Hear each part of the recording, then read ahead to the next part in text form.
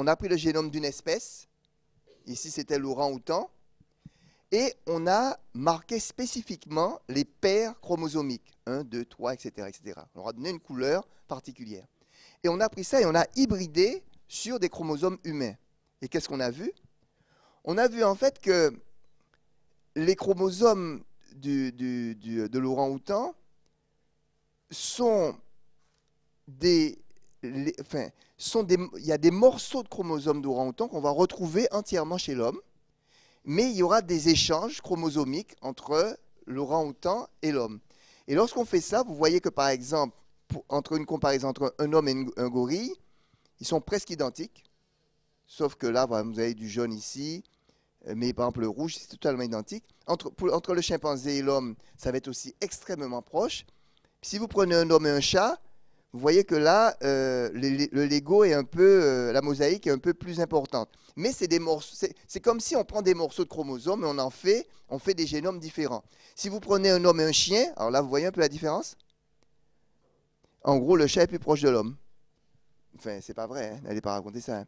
C'est pour montrer simplement que ça ne définit pas fondamentalement la fonction du génome, son fonctionnement, mais ça définit les rapports qu'il y a entre notre génome. Et ça définit surtout quelque chose qui me semble important, encore une fois, c'est que tout ceci part quelque part d'une même matière, entre guillemets, et ce sont des remaniements de structures qui vont permettre l'existence de génomes particuliers entre les différentes espèces. Dernier aspect donc, de ce cours, et on est dans les temps, pas de problème, c'est que vous voyez, nous avons parcouru toute cette échelle du temps en voyant de gros remaniements entre les différentes espèces, des duplications segmentaires, des doubles amplifications, des remaniements chromosomiques, inversions, translocations, etc., etc. Là, nous allons raffiner un peu les choses, resserrer les choses pour nous concentrer sur quelque chose qui est survenu il n'y a pas très longtemps, entre guillemets, qui est la diversification des primates, et en particulier la diversification des grands primates, c'est-à-dire des grands primates, dont nous, avec donc chimpanzés, orang-outans, gorilles, etc. Et en dehors des anomalies chromosomiques que l'on vient de voir, il existe en fait des modifications très fines, extrêmement fines, dans le génome, qui vont être déterminantes dans la différenciation, par exemple, entre un chimpanzé et nous. Là, on a découvert dans le génome des hommes, et puis après dans le génome des primates, des régions chromosomiques que l'on appelle des duplications segmentaires, dont l'origine est des fragments d'ADN se trouvant sur différents chromosomes, que l'on appelle des duplicons. Donc, j'ai mis des fragments avec des couleurs différentes pour montrer que les origines sont différentes. Et ces fragments iront s'intégrer, se dupliquer et s'insérer dans des endroits de notre chromosome. Donc, en fait, cet endroit de cet autre chromosome, qu'on va appeler locus accepteur, est formé de plusieurs duplicons qui se mettent l'un à côté de l'autre. La taille de ces structures, c'est 10 à 300 kilobases, 300 000 paires de bases. Et ça ne va pas rester là. Ces régions, qui sont des mosaïques, donc de duplicons, auront la capacité de pouvoir se dupliquer, soit sous forme complète, soit vont se dupliquer, toujours ces problèmes de duplication, sous forme incomplète. Donc vous allez avoir ici les duplicons, tous les duplicons, là une partie des duplicons. Et en fait, le nombre de ces duplications sur un chromosome peut être variable. On peut avoir, par exemple, 3, 4, 5 duplications. Et la taille, l'espace séparant ces duplications peut être différent selon les chromosomes, ça peut être différent. Alors certains chromosomes, il y en a beaucoup, le 22, le chromosome 15, il y en a, enfin, beaucoup, ça va, par exemple, à 5-6. Ça peut s'étendre sur 3-4 mégabases. Donc tous les mégabases peuvent avoir en fait cette duplication que l'on va retrouver. Et donc, ça s'appelle donc, retenez bien, des duplications segmentaires ou low copy repeats. Ce ne sont pas des rétrotransposons.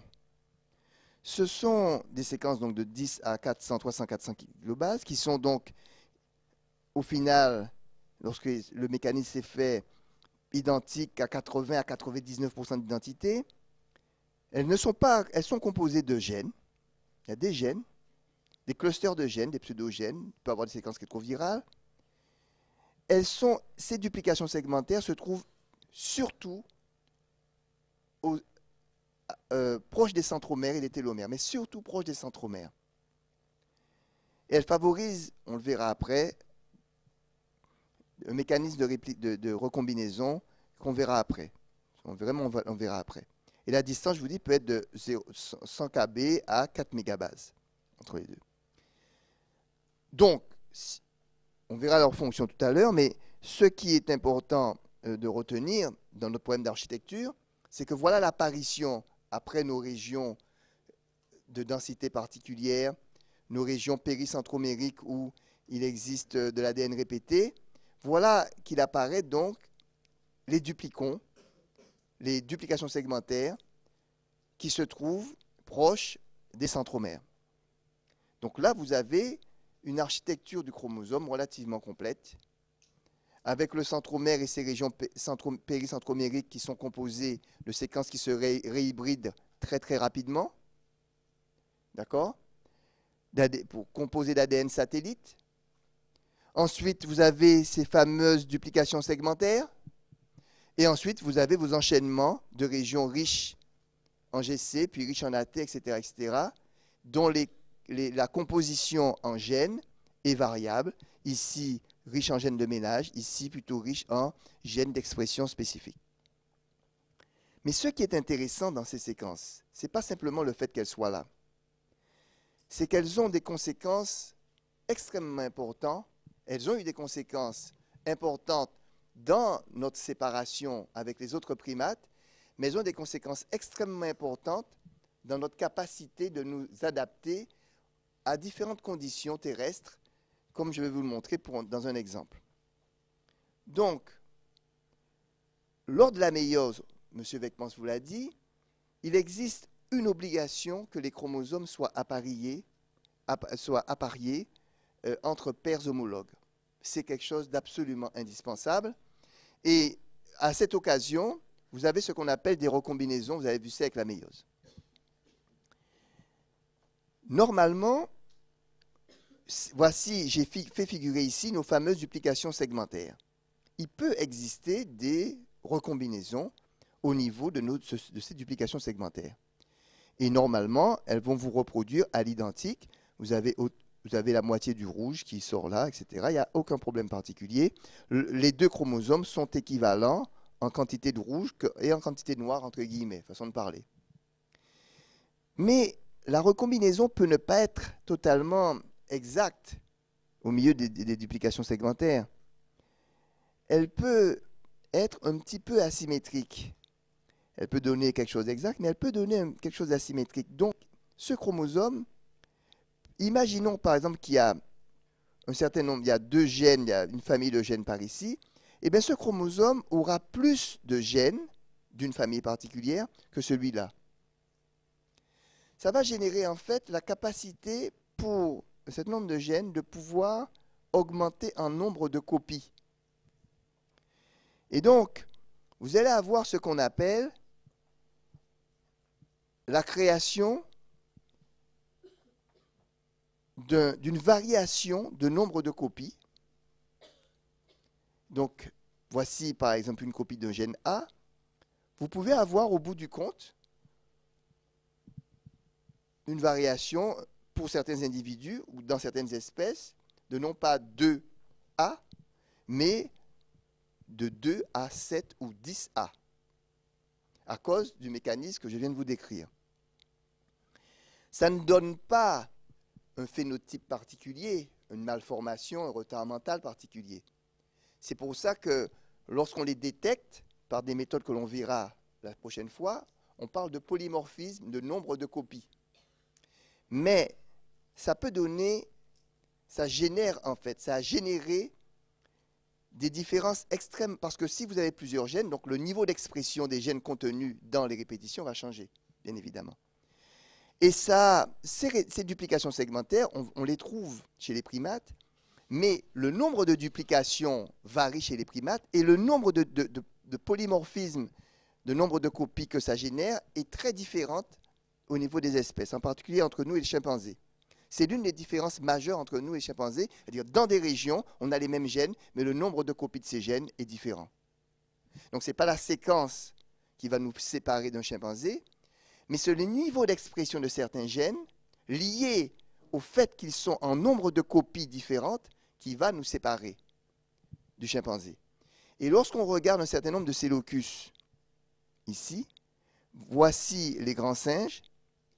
Pour des régions particulières, chez les grands singes, c'est la diploïdie. Et chez nous, vous voyez, ça peut varier de 4 à 10 copies. Pour les mêmes locus, ce n'est pas la séquence qui est différente, mais c'est le nombre de copies qui est différent. Ça, c'est pour la séparation entre nous et les grands singes, une séparation importante. Mais ce qui est important, c'est ce polymorphisme de nombre de copies est également extrêmement important pour notre propre diversité. Je vais vous prendre un exemple extraordinaire. Vous avez ici les gènes qui codent pour l'amylase, amylase 1, amylase 2, qui permettent de digérer l'amidon. Il y a des techniques particulières où on peut étirer l'ADN, faire des hybridations in situ, et on est capable de compter le nombre de copies qui existent de cette région du génome que l'on étudie. Ici, vous avez le nombre de copies pour les chimpanzés. Il y en a 2, point final. Et les populations humaines, vous voyez, leur nombre de copies varie. Et quelle est la base de cette variation? Ça ne dépend pas de la couleur de la peau, du continent, etc. Hein. Ça dépend en fait de l'alimentation des ancêtres de ces populations. Lorsque c'était une alimentation très riche en amidon, les individus qui ont été sélectionnés ont été des individus justement avec un nombre de copies important de ces gènes, donc le taux d'expression est plus important. Ici, c'est une population dont les ancêtres avaient une consommation très faible en amidon. Vous voyez un peu? Alors, ceci est valable pour beaucoup de choses. Cette adaptabilité des humains, cette diversité qui génère la diversité des humains, que ce soit la couleur de la peau, que ce soit, par exemple, quelque chose qu'on connaît mal, qui est, par exemple, la capacité de digérer le lait. Là, c'est différent, c'est un polymorphisme dans le gène de la lactase qui permet à certaines populations, les caucasiens, mais également les Africains Peul et Tanzaniens, de pouvoir sécréter de la lactase longtemps, de pouvoir digérer le lait longtemps. D'autres populations ne peuvent pas le faire. Ça, c'est la diversité humaine. En tout cas, une grande partie de la diversité humaine vient de ces polymorphismes de nombre de copies qui sont, encore une fois, des anomalies, entre guillemets, la manifestation des remaniements chromosomiques qui ont permis toute l'évolution et la diversité du vivant et que l'on retrouve, pour le moment, on n'a pas encore vu la pathologie, dans notre capacité à être différents nous-mêmes.